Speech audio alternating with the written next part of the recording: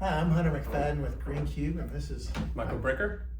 We're going to be talking today about AI, artificial intelligence, but also the practical pieces of it, right? And all through Bytes in the Bayou, and we hope that y'all enjoy. Yeah, and you'll be able to find all of this at Bytes on the Bayou and all social media outlets that we're doing. So this is our first one. Be very forgiving with us. We hope to have some fun. We hope to educate you, and we'll probably educate each other in the meantime. So, what's our topic today, Hunter? Michael, it looks like, we picked AI is already in your company. Whether you know it or not, it's there. People are using it. Whether you have a AI policy or directive for your employees to use AI, they are using it whether you want them to or not. Can we pause there? So I remember when AI hit the scene, right? And I think one of my first questions on it was, what sound does a giraffe make? Because my kids were asking, right? And I was like, okay, cool. It gave me the thing, gave me a little audio file, and I was like, that's pretty cool. And then, I think that was 4 or 5 years that I really started to dig into it. And that was ChatGPT. That was the first one that came out. Everybody was so excited about it. I remember getting the app too. The app was a big deal. And then something shifted for me around 3 years ago. And so I started, at the time I was at a nonprofit that we could use a little bit of help with our processes, a lot of knowledge up here for people. I started using it as a repository for that knowledge because people were coming in and out, they were leaving, and then I started to see its efficacy. What changed for you? When did it change for you? Do you remember how it evolved for No, Green Cube? I was pretty excited about it. You started using it personally first, not just in Green Cube, but it kind of took the lid off my thinking to a degree. Yeah. It's like any new technology comes out, you're like, man, I'm so excited. What's hype? What's real? Right? And you hear about the AI hallucinating or whatever, but until you use it, you don't really know what it's going to do for you. But man, the idea generation, some of the other things that we've kind of gotten over some hurdles. And I'm not a coder. I don't want to code. My dad was. Was he? I call myself a scripter. Like I write scripts, not code. And so we were always doing automation. Hey, what can we automate? I was always told, if you're going to do a task more than once, you need to figure out how to automate it. And AI is really good at that. AI is really good at doing a lot of different things, but it's not going to replace people. So we had basically 3 points we kind of want to cover over. But what is the golden nugget or the takeaway that you kind of came up with? It's like, how do people are already using it, but from a employer standpoint or manager standpoint, you said that they ought to be looking for the golden nugget. What is that? Sure. Describe that. Coming into today, I really wanted to put this idea into the minds of managers, owners, directors. Right? It's infiltrated your business, and somebody has been given that corner of the office. Right? Somebody's got their corner of the office, which could be metaphor, could be real. Literally everything's housed there. That part of the business is housed there. So for example, in my line of work, sales research, right? Sales research is up to the salesman. Now, if you have 10 salesmen, 400 salesmen, if one of them is doing something to take out maybe what would have costed every one of your employees 30 minutes and move it into a 10-minute workflow, that they're doing twice, 3 times a week, the ramifications of that could be huge. Right? And I'm telling everyone listening that most likely there is somebody in your business, especially if you don't have an overarching license with something like Microsoft 365, Gemini, Claude. If something is not standard across the company, then that means that somebody has that nugget, that corner of the office in AI right now. And it is helping them do their job faster, better, or at least with more grounds and research than what they were previously doing it on. Well, everybody has that mundane task, right? Exactly. For me, mine was sales research. I think that was the big moment for me whenever I started going, okay, I'm all in, I really think this is something that could help me. And for ours, we do a 3x3, which is basically 3 pieces of information about 3 people and 3 information about the company as a whole. Well, I can go through and look at the company, and I can go through and look at who all is in their company, what decision makers, and then I can go find their LinkedIn's. I can do all that, or I could make a master command that every time I give a website to my to my artificial intelligence, it does that for me.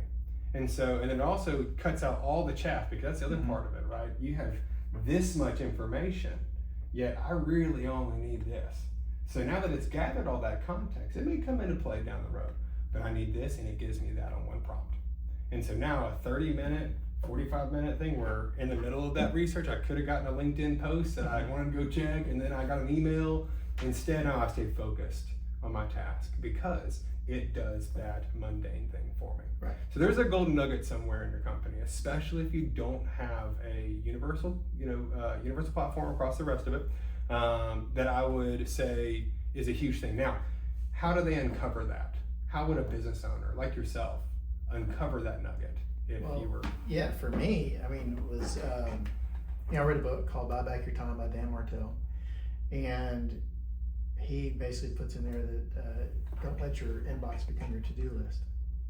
And for me, mine was, right? So they have all these emails that come in, you got them too. Marketing, newsletters, and then you have the important things. Sometimes they get lost in the shuffle. Sometimes you're not getting reminded of them. And so for me, it was, hey, I need to set up a workflow inside of AI to say, hey, give me a daily summary. Give me, what's important, and give it my goals list. So you're setting up, hey, parameters that are specific to me, right? What are my preferences? Tell me, hey, what did I miss? Did I promise something in an email and I forgot? There's no response, and they're looking for a response. I've seen that. Yeah. AI has definitely helped there.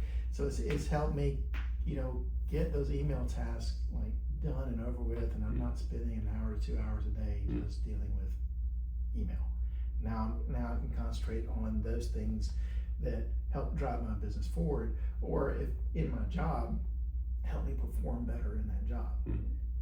Keep the human side of this in there in the mundane, turn it over to AI. I mean, and that's always been a big common motif with what we've been doing lately with the tech committee and Bytes in the Bayou. Is it's not replacing anything anytime soon. We need to understand what can be taken off so that we can get more into this. Yeah, and some of it is, all right, if you're looking in your own job, right? Like if you're not a CEO, you're not a business owner, you're not in sales like Michael is, or whatever, maybe you're looking for a different task. Is it a task that you do repetitively? Does it help you perform in your job? Or is it just a mundane thing that your job you just have to do because you have the knowledge, you have the expertise, but it's not like bringing you joy, it's just part of the job, right? And we all have those tasks, right? Our team has those tasks. Well, real fast, I would even say it's also impacting the business because it's that thing that sits in your head. You're gonna get hit. Somebody can get by a bus.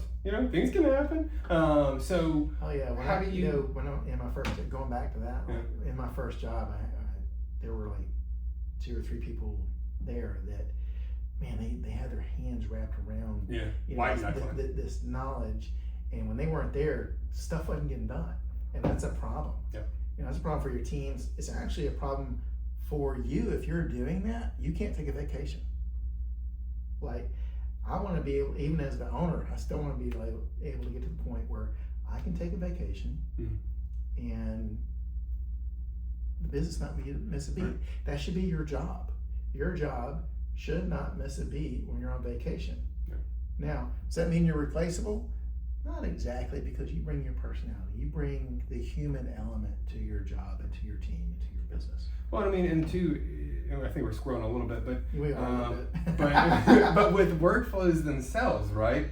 There is a okay way to do something. There's a terrible way to do something. There's a good way to do something, and typically you've been through all 3 of those. Yeah. And so once you get to this point where you have the mastery to say, this is how something works when I'm not here, it isn't replacing you. You got your fingerprints all over it. Yeah. You know what I mean? So, and then two, that's part of it is having that personalization. I don't really know how to coin it as far as the organizational context to really understand, okay, Green Cube isn't looking for the typical sales flow or isn't looking for the typical accounting flow. They actually have these issues and these parts. And so now that I know that, I can build a workflow that works for them instead of something they fight the whole time, right? Because we all love this idea that it can be taken away and taken off our desk so we can get back to the people. But I think another thing that a lot of our businesses are coming into contact with is, oh, we tried it, it was terrible. Right? No, there's that. But I think it becomes, we're going to get into this, I think we need to pivot and talk about risk that we were talking about, but we're going to get into the end of this is that, hey, how do you create the environment for collaboration around AI? But I want to kind of shift into risk because there's a risk associated with AI, right? Yep. There's this, and we don't want to get into the fear. It's not really a fear. It's just, how do you protect your business to begin with, right? Even from a cybersecurity standpoint, with normal employees, you have data breaches, you have phishing emails, you've got all this stuff that we're already having to be protective of, and now we have this unknown, this shadow AI that people are using. How do we mitigate the risk, and how do we address that? What are the risks? Well, I think the first part is, can you define for us shadow AI? Yeah, shadow AI is basically like any kind of other software that it's been known in the past as shadow IT. Sure. It's that piece of software, whether it's AI or some app on their phone, whatever it's basically something that they're using to get their job done that you're not aware of. And it wasn't approved by your CIO or your IT director or any person in IT that's like, or even by the business owner themselves. They just don't know that person's using that software and or that AI. Well, let me grill you a little bit more then. Green Key probably encounters this a lot, shadow IT specifically, and it's going to become where it's shadow AI as well. So what's an example of maybe something that an employee may download thinking that it's harmless, but probably could connect to things that would be harmful? I mean, that could be, really anything. I think it's more or less business exposure. Some of this is not that the fact that the software is malicious. It could be valid software. The problem is that somebody's using ChatGPT, free version, and you're not aware of it. You're trying to implement Claude or Copilot or something else, but they're over here, they've been using ChatGPT personally and whatever, and they've been kind of tuning it for their personal use, and you're not aware of that, and all of a sudden they upload a company spreadsheet and have AI manipulate it, and now that AI, because it's their personal account, is getting trained on your business data. And mine is the I think everybody's probably seen, hey, connect your Gmail now, right? I don't know about y'all, but my personal and professional flows get very mixed very easily. And all I can think about is what is on my personal Gmail versus what is on my private work email, and then the mixing of the flows there, right? If I'm not under, let's say, my company's Copilot license anymore, I'm working on my personal chat, dropping in a few Excel sheets, like you said, dropping in some business context, getting some advice in my next meeting or whatnot, and I want them to schedule that call. Well, it comes from michael.stocksville.broker@gmail. And on it also has a reference to something else I was working on, 2 weeks ago on another chat, and it just kind of gets real muddy real fast. So I guess is that your first bit of advice for businesses that want to create an environment for collaboration, want to give a natural sift to unearth that nugget? Is that it? Is to automatically just go off and get a good platform for everybody? Well, I mean, that's not just to go do it, right? You probably need some guidance around that. Some platforms are good for certain things, other platforms are good for. It's really, hey, what is your current tool stack? And this is what we help guide customers through, is we actually look at and audit their current systems and processes, and do they have those well defined? Because that's like, we were talking, pre-show that, AI should be given a job. A job description. So just like any employee that you would hire into a specific role, you have certain duties and things and requirements that you want that role to perform. Well, you need to have the same thing for AI. The thing is that you could make a great hire in a person, put them in the wrong job or give them the wrong job description or not have a very well-defined job description, and they're going to perform at what expectation, right? So you have to set proper expectation. This is just, that's just good hiring practices. Good managerial practices, good leadership. Yeah, good leadership and all that. So, but the better your systems and processes are, the more easily they're followed and the more easily they can be tuned. But if you don't have them, well, let's start there. Let's actually define some systems and processes. And you don't have to define them all. We just need to define a few that we want to hand over to AI or an employee, right? If you're going through, by the way, if you're hiring right now, get your systems in line. Because we've done that. We've hired people and not really had the systems and processes in place for them. And yeah, it was failure in all parts. But anyway, if you don't want your AI to be a failure, systems and processes are key. You have to have those well defined. Having been on the committees for the different employers that I've had over the past 6 years, 5 years, that were all geared towards AI, everybody's gonna hate it, but I'm telling you, a couple meetings. You need to set up a couple meetings, and they need to be working sessions. Everybody needs their computer there with them, and there needs to be a whiteboard or some kind of collaborative middle space. Well, I think you need to start with, it needs to be your team. And I'd bring in, as many people as possible. The larger your organization, maybe the more segmented those teams, and empower your managers to do the same thing. Sure. But you need to have the conversation, hey, we want AI to help you do your job, not replace you in your job. Okay? And that needs to be the starting part of the meeting. That needs to be the starting conversation. We're not implementing AI to replace you. We're implementing AI to augment your task so that you can get to what you want to do and what drives you. Increase your effectiveness. Increase the effectiveness of the business as a whole. Let people shine in the places they shine rather than spending more time in the dull work. Right. Yeah, man, 100%. How are we doing on time? Keep on going. We'll keep on going. In which case, so we've gotten so far. There are shadow AI. There is not even shadow AI. It's just people on their personal AI doing business. This specifically right now has been for companies that really don't have an overarching policy in place and a platform in place to handle all of it, right? So if you're at that point, right? Okay, so now it's time to look at something that is going to be across the board, centralized, so we have a little more ownership over everything. Then I think the first place to start is, like we said, those meetings, collaborative meetings first. Get the input from everybody, and then I think the summation of those meetings need to be, a AI recap of all of them, right? And then from there, it needs to be a leadership and policy and momentum, direction leading point at that point. It needs to be, all right, so what does our policy need to be? Based not off of what AI told me it should be our policy, based off of what a reasonable amount of research has done, a reasonable amount of discovery with your teams has done, and then at that point, policy is a good way to start, and it'll change, right? I think AI can help you derive some questions to guide those conversations with your team.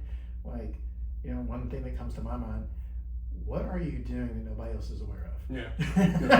Yeah. What are you doing in your job that maybe isn't part of the job description, so to speak, but that is key to your job? To bake the cake, it's got to be part of it. It may not be in the recipe, but it's going to make the cake that much better. Right. And then, what tools are you using? What processes do you have that you've internalized? What processes were you taught? What got augmented? What got changed? Those things are really good to review whether you're implementing AI or not, to be honest with you. But, AI can help you generate those questions to guide that conversation so that you can get to the point. I mean, Greencube can help you as well. We've taken people through that process. We're taking our internal team through that process now. It's like, we had a conversation earlier today. do we really want AI answering the phone? Yeah. You know, and the answer is yes and no. It's a dependent question, right? Do we want it answering the support line when people call in? Yes, when our techs are too busy to answer the phone. I would rather the call go somewhere that at least the ticket can get started for the person, as opposed to them just having to wait in a queue, a call queue, or worse yet, going to an answering service where the correct information may not be gathered properly the way we want it done every time. Right. And the AI plugged into our system is actually going to enable, oh, Mike, I see that you're calling from Conterra. Are you calling about one of these other tickets that we already have in our system? No, or the AI can be conversational. Gotcha. And so there are places for it. And so you just gotta identify what those are. So that's it. So we've got our meetings for discovery to find out where this gold nugget sits, or gold nuggets, or just in general, getting a feel and an understanding of where your team is, a touch point, right? This is where we're starting from. Then a flexible policy, because as you either onboard new platforms, as you get granular about where all your data is going, these things will rear their head and you'll need to attack them. But at least you'll have an informed policy to start with, instead of something that is punitive and ends up suppressing these ideas and the automation going around that you don't know about just yet. From there, I think that there is, and every organization is different, and every organization is going to enter this conversation at a different point. But I think that if you have not already looked at an overarching system for a company of 5 or more, it's needed. Oh yeah. And so, can you talk a little about the benefits of having one system to handle it versus the disparities of we were starting down a path and kind of got sidetracked. But going back to, hey, what system do I use? Do I use Claude? Do I use ChatGPT? Do I use Copilot? Do I use Gemini? I think, where does your company data sit today? Are there connectors into it? Do I trust? Do I trust it? Are there security parameters that I can put around the AI, right? Sure. So some of those questions, go hand in hand. Personally, I like Copilot because the wrappers are already in the Microsoft environment. A lot of our stuff sits in 365. There are connectors that are built and are being built to other tools that we use. Claude is also good. We've connected Claude. We've done some things with Claude on that. And so it just depends on what tools do you currently use, what do you want the AI to do, and then those systems, and then you can choose. But choose a platform, start using, start using that platform, and you're going to have to give it 3 to 6 months, because one, you're going to have to learn it, right? You're going to have to go through an implementation process. 2, it's going to have to learn you, right?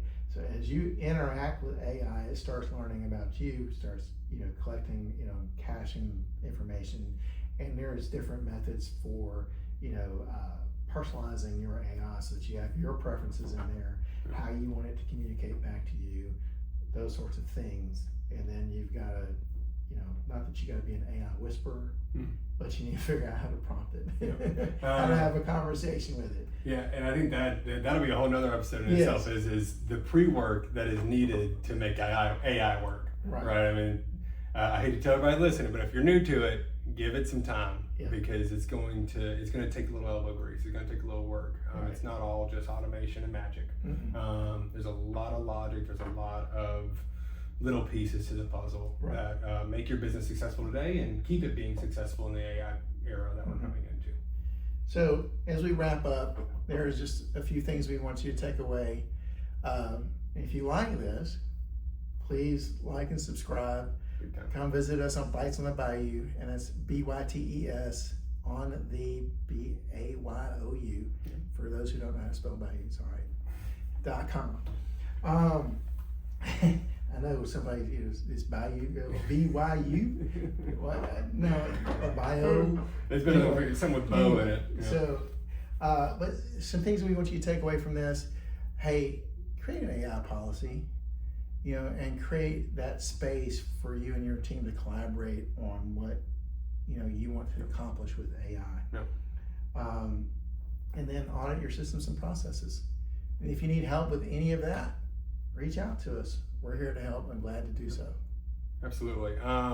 I think we should add one little piece that you didn't know about that I'm going to throw in here, Okay. which is script of the day. What's your prompt of the day? I'll give mine, that way maybe you can come up with one as well. Mine, for anybody that's starting out new, is ask me all the questions you would need to help me with my job.